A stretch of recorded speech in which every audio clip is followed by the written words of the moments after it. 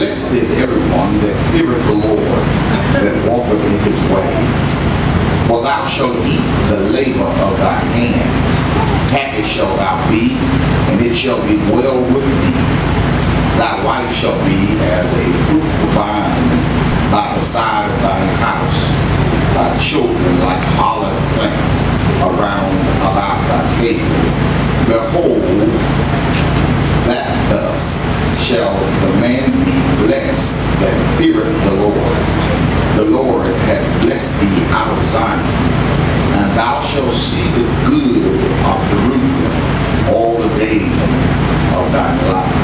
Yea, thou shalt see thy children's children, and peace upon Israel. All right. You can be seated.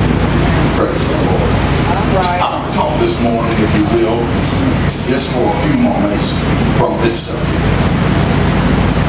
With all the real father